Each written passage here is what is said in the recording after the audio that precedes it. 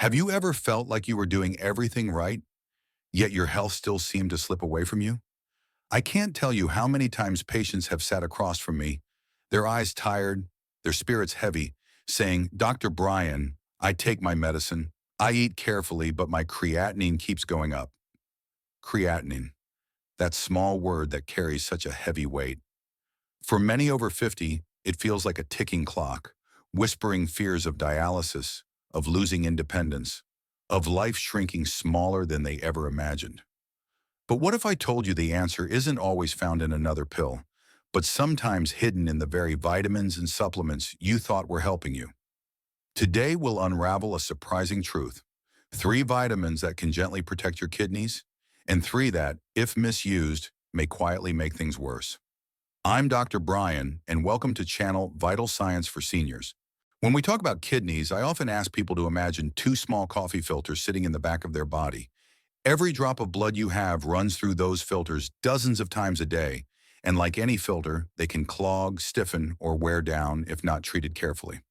For many of my older patients, the challenge is not just what foods they eat, but what supplements they trust. Vitamins, those tiny capsules of promise, can be both friend and foe. So let's begin with 3 that, in the right amounts, become allies in your fight to protect kidney function. The first is vitamin C. Now, you may have heard people praise vitamin C as a cure-all, good for colds, good for energy, good for immunity. That's true, but only partly. In low, thoughtful doses, vitamin C is like a gentle shield for your kidneys. It mops up something called oxidative stress, which I like to explain this way. Think of rust forming on a metal pipe. That's what oxidative stress does inside your body. It rusts the delicate kidney filters. Vitamin C, in small daily amounts, is like applying a coat of protective oil, slowing that rust down.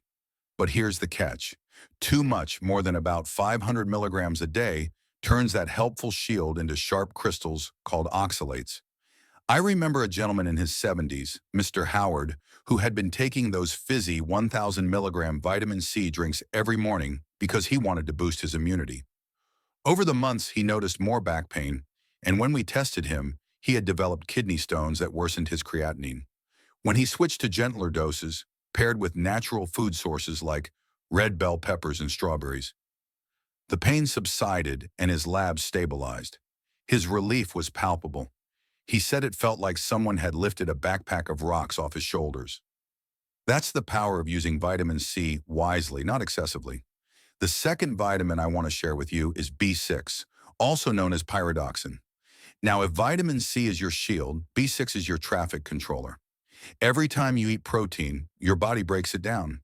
And in that process, little byproducts, tiny cars on the freeway of your bloodstream, need to be directed safely away.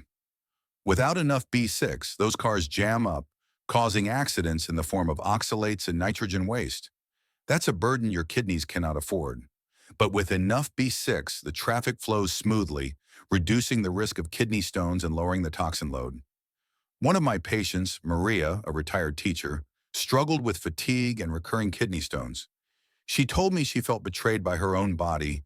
She was eating carefully but still suffering. When we checked her diet, she was barely getting any B6.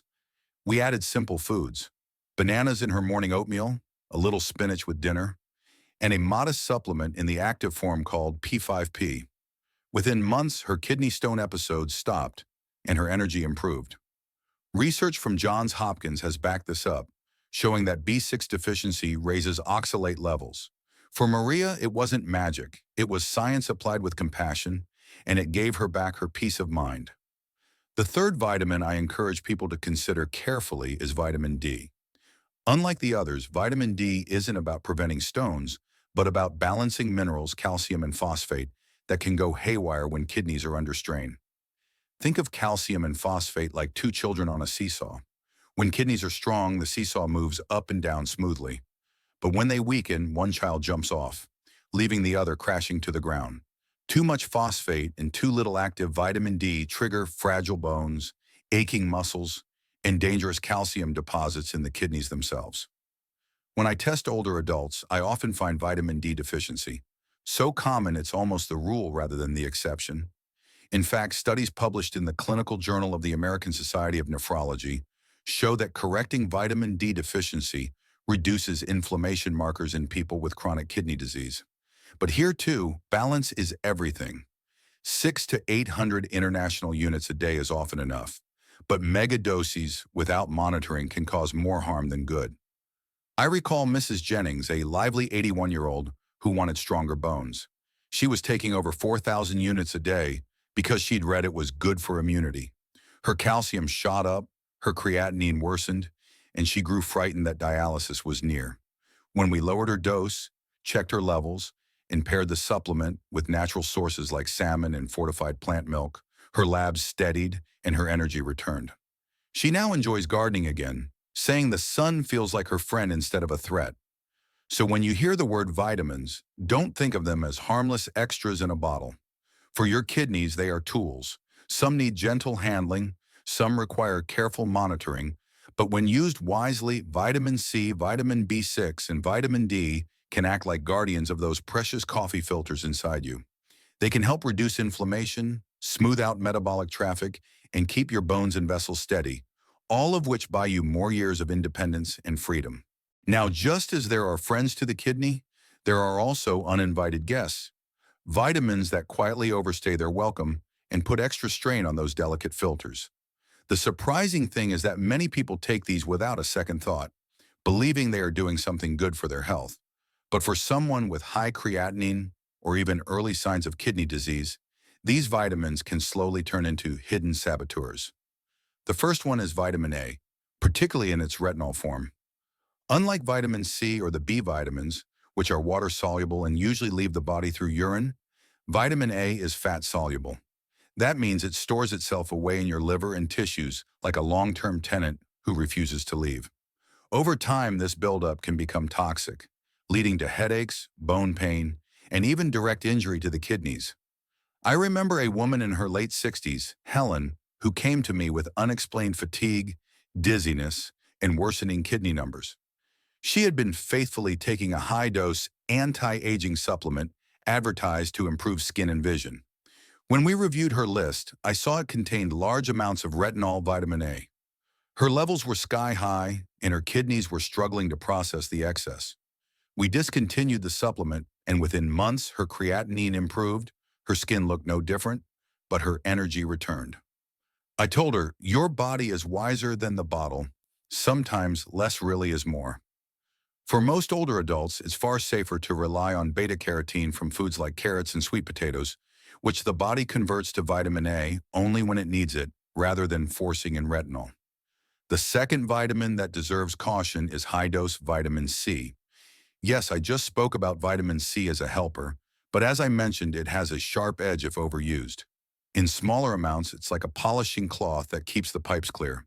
But in large amounts, above 500 or 1,000 milligrams a day, it transforms into oxalate crystals, sharp little shards that scrape and scar the kidney filters. I've seen this story unfold too many times. A man named Robert, 74, was convinced he needed immune boosters during winter. Every morning he mixed a powder into his water that contained 2 full grams of vitamin C.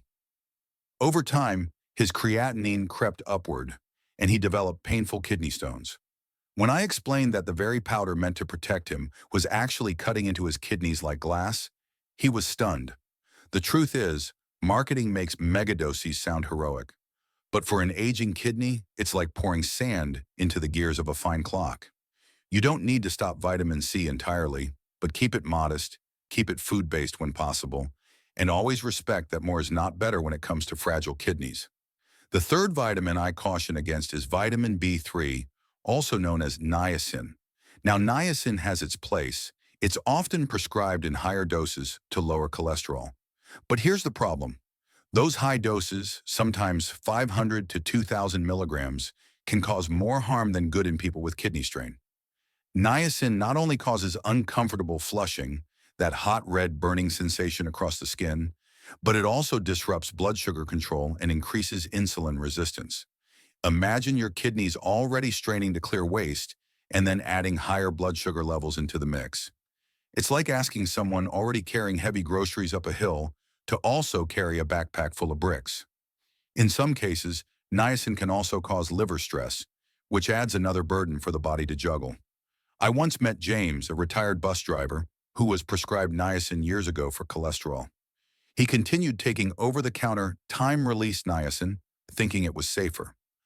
By the time he came to me, his blood sugar was uncontrolled, his creatinine was climbing, and his skin flushed unpredictably, leaving him embarrassed in social settings. We worked with his cardiologist to adjust his medications, stopping the unnecessary niacin. Within months, his blood sugars improved, his flushing resolved, and his kidney function stabilized. He later told me, "I wish someone had explained it to me sooner, that just because it's called a vitamin doesn't mean it's harmless. What makes these vitamins dangerous isn't that they are inherently evil, but that they are mismatched for weakened kidneys." Vitamin A accumulates quietly, vitamin C in high doses cuts like glass, and niacin destabilizes sugar and blood flow. For a younger, healthier kidney, the body may absorb the stress and recover. But for an older adult with high creatinine, these extra burdens can tip the balance toward irreversible damage. This is why I always tell my patients, your kidneys don't need heroes. They need gentle friends. They need stability, moderation, and careful choices.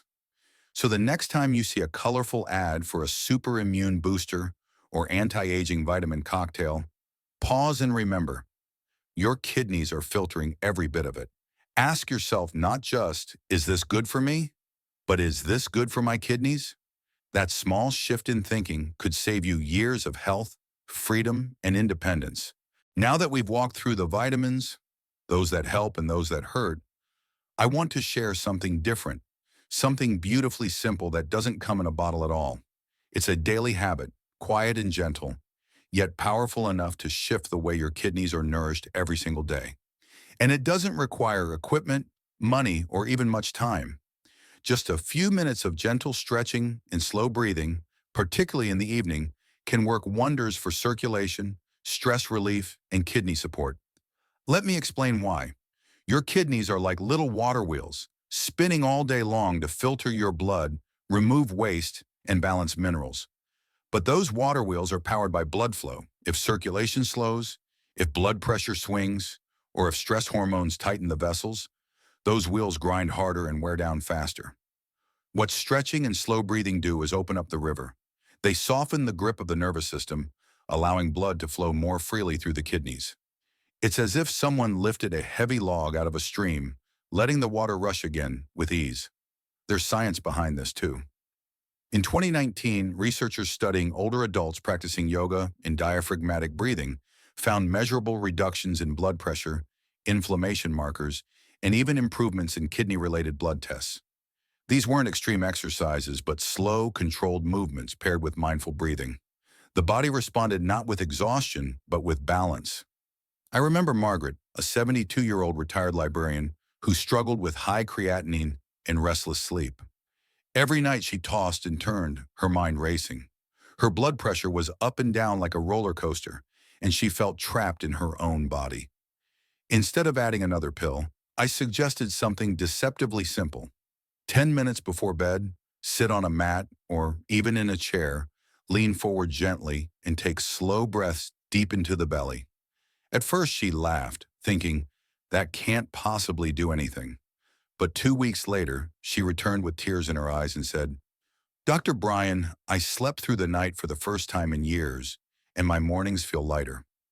Over the next months, her blood pressure steadied, her creatinine inched downward, and her confidence grew.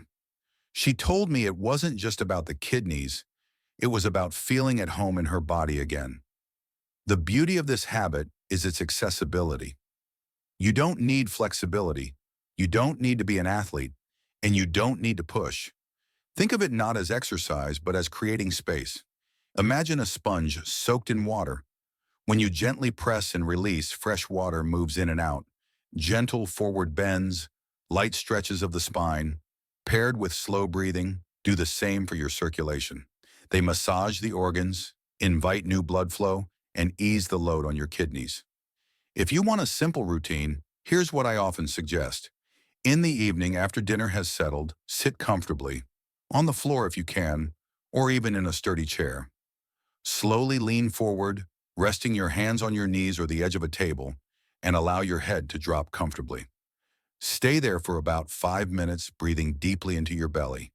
Then straighten up, place one hand on your stomach, the other on your chest, and practice 3 minutes of slow breathing. Inhale for 4 counts, exhale for 6. That's it. No strain, no twisting, no pushing. Just a soft rhythm, like rocking a baby to sleep. Over time, this habit does something extraordinary. It lowers stress hormones like cortisol and adrenaline, which are notorious for tightening blood vessels and raising blood pressure. It increases oxygen delivery, which nourishes tissues starved by poor circulation, and it gently tones the parasympathetic nervous system, the body's rest and restore mode, that allows your kidneys to heal rather than constantly fight. It's the difference between running an engine in overdrive all day long and finally letting it idle peacefully, saving wear and tear. I often tell my patients that health is not just about what you subtract, avoiding bad foods, stopping harmful vitamins. It's also about what you add. And adding stillness, breath, and gentle movement is one of the most underrated medicines we have.